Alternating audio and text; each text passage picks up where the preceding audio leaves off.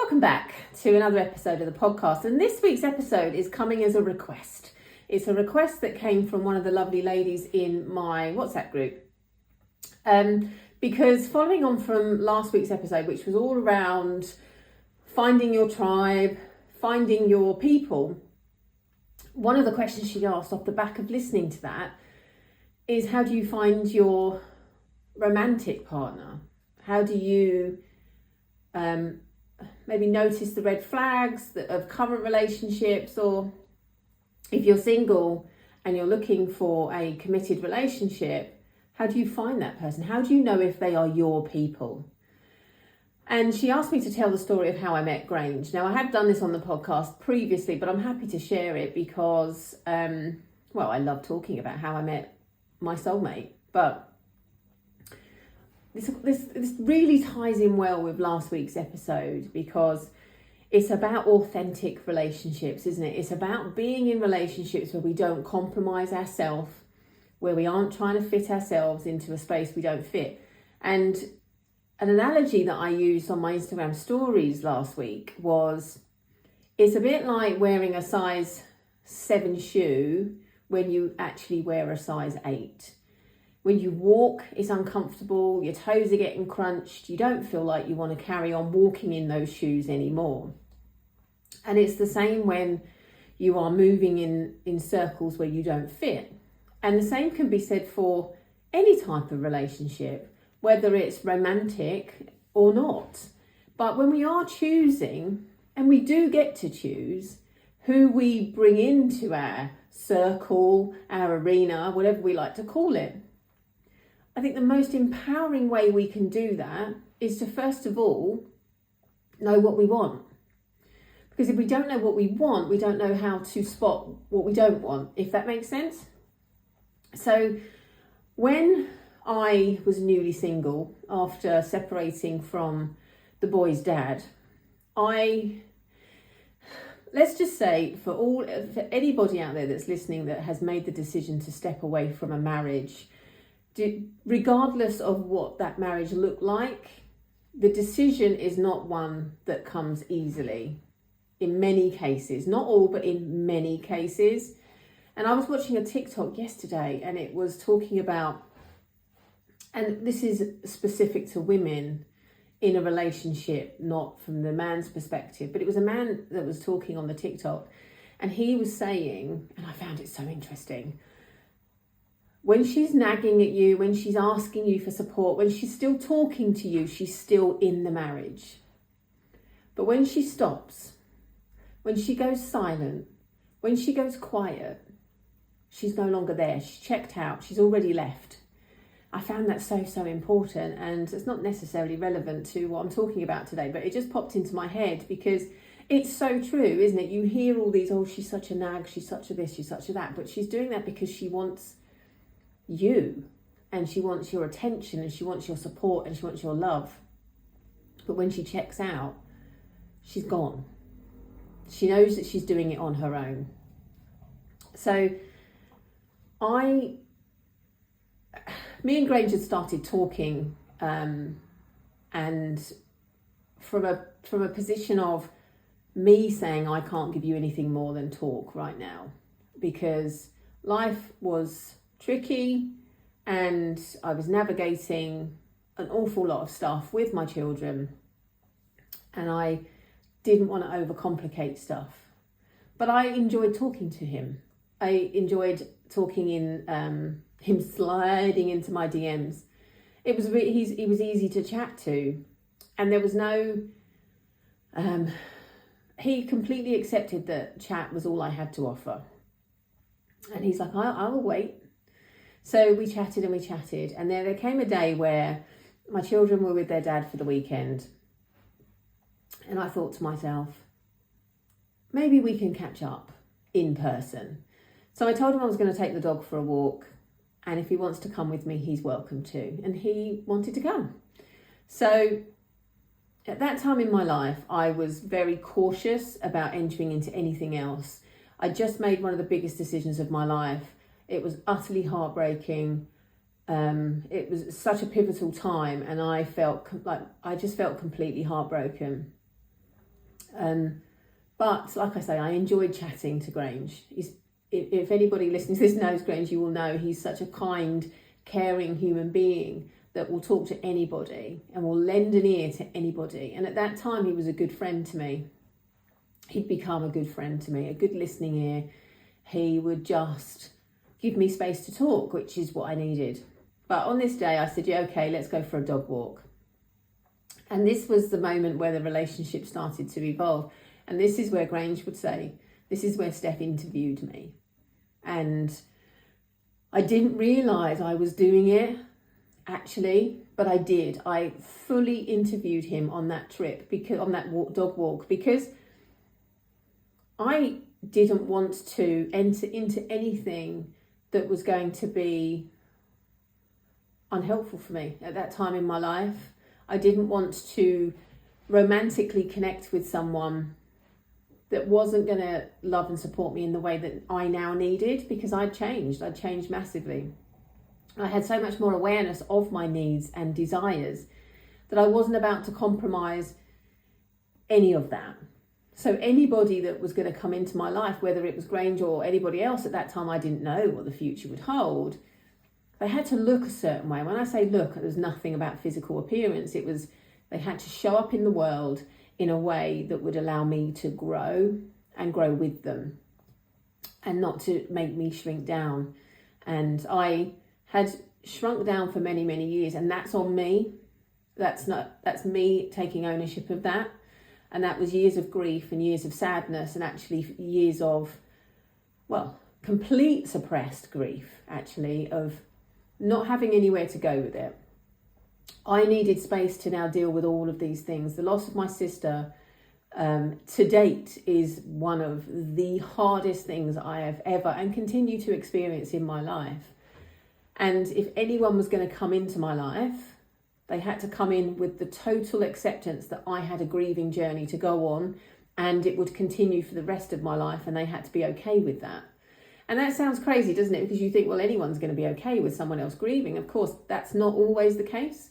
Some people, that's in total inconvenience to them, and I'm not suggesting anyone in my life saw it as an inconvenience, but I needed to know that that person that was walking into my life, whether it was Grange or anybody else, was going to be there and allow me space to do that. Because grief, if you've experienced grief, you will know it comes in different waves all the time, and it doesn't just look like sadness.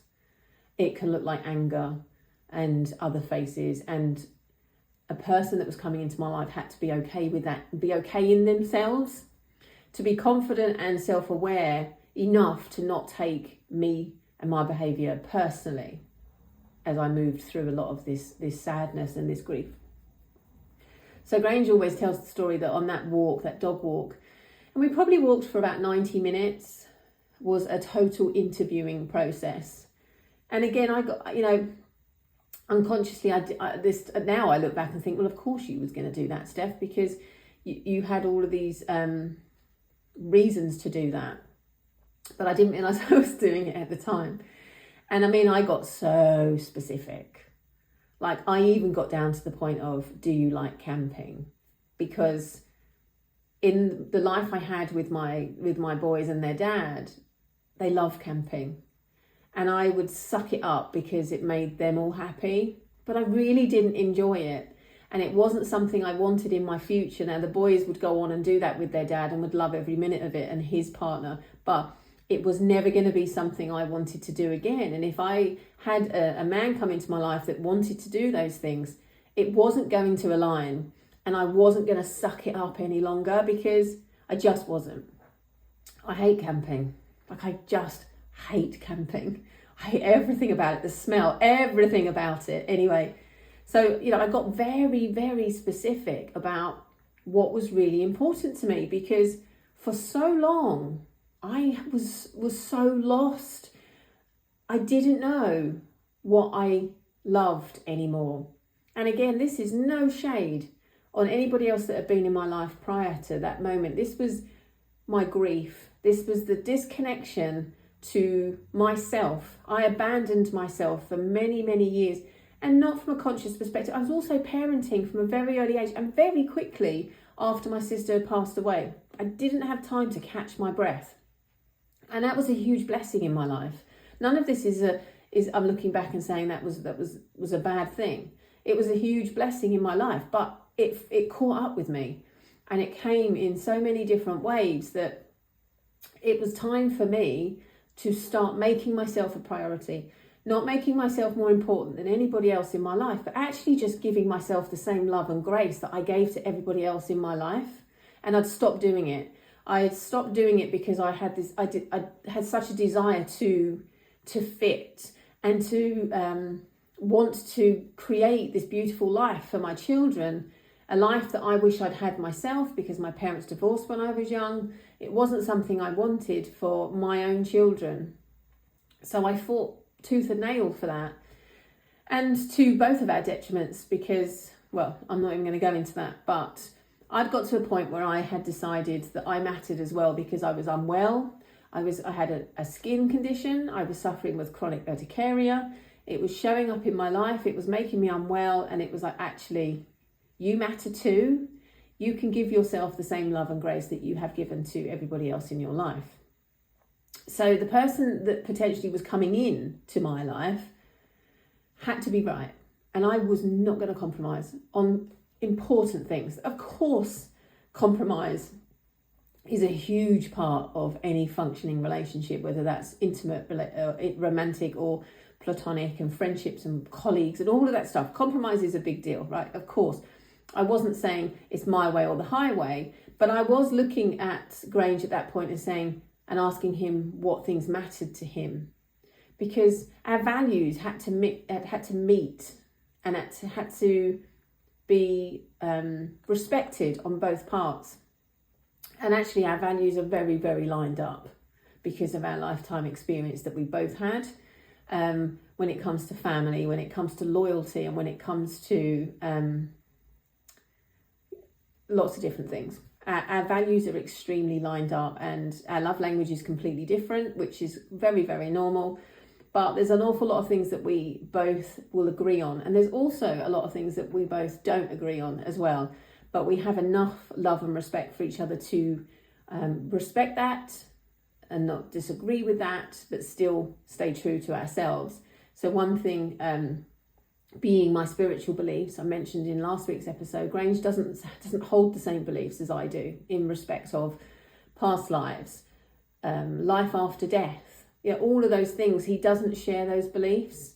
He loves me for those beliefs, but they're not what he holds. But equally, he doesn't mock my beliefs. He doesn't say, what are you going to see a spiritual medium for, Steph? That's all nonsense. Things like that. And these were questions that I asked of him. I even asked him if he wanted children. My husband doesn't have his own biological children. Again, this was a key question for me, because not only was I not planning on having any more, but I also, if I'm completely honest, didn't want a blended family. I didn't want to have someone in my life that had children of his own. And that's a completely selfish statement to make, but I stand by it, because I've come from a blended family. I've had step siblings, and it's really fucking hard at times to move through those. I was jealous of my dad because he'd get more time with my stepsisters, things like that I really struggled with as a young person. I didn't want that. I didn't want that at all. I didn't want Grange to have an ex-wife that we had to deal with. These were really important things for me. And again, he was meeting me, a mother of 3, with an ex-husband, with a whole story, but that had to be acceptable to him. So I was very, very clear. And I think it's so vitally important that we are so clear about what people that we bring into our life are going to look like. And again, I'm not talking about physical stuff. I'm talking about what they bring to the table. That's love, that support, the way that they see the world, their map of the world. Is it going to be cohesive with your map of the world? And I would actively encourage anybody listening that is a single person on a journey to find a companion, is to talk before you actually meet or go out, because that's what I put on offer to Grange at the start. We spoke a lot. We would text message, we would talk on the phone. There was a lot of, and it wasn't about anything other than What do you enjoy doing? Where have you been today? What have you been up to? Really getting to know each other before it became anything other than a friendship. We really got to know one another. And I think we are very quick now to, I don't know, I'm not in the dating world now, but I think we are very quick to make that intimate connection when there's so much to learn and so much to love before that even happens. I would say to anybody listening, start with what is absolutely non-negotiable for you. So just for today, if you're considering bringing somebody into your life, or you're not even at that stage yet, but you're at the point where you're thinking in the future, this would be an ideal scenario for me to have a companion in life. I want you to think about, what do they look like? What are their values in life? What is important to them? What do they enjoy doing? What are their hobbies? What are their interests? All of these questions. What do they not like doing? What do you not like doing? Really get to the nitty gritty and spend a lot of time on this. And you can call this what you want to call it. I will say I manifested my husband because I knew what I wanted, and then I took action. And that was the interview process where we went on the dog walk. There is that manifestation for me is knowing what you want and then taking the steps to get it. We can't simply go, this is what I want, and now it's going to magically drop into my lap. And that's my belief, of course. Grange doesn't even believe in manifestation. He just doesn't. He's a very analytical, practical man, yet he loves my vision boards that I do, all of those things. He gives me space to grow. He provides a space where I can grow, and he loves me for that growth, but it's not for him. So really think, I want you to, just for today, really think about what is important to you. What will you absolutely not compromise on? What will you not fit your feet into? So, you won't put your feet into a size 7 when you're a size 8. What will you not walk around and be uncomfortable in as you move forward? And like I say, this doesn't have to be romantic relationships. This can be relationships going forward. I would love you, love you to give yourself that time and space to make yourself a priority, to make yourself just as important, and show love and grace to yourself in the same way that you do for other people that are around you. Until next time.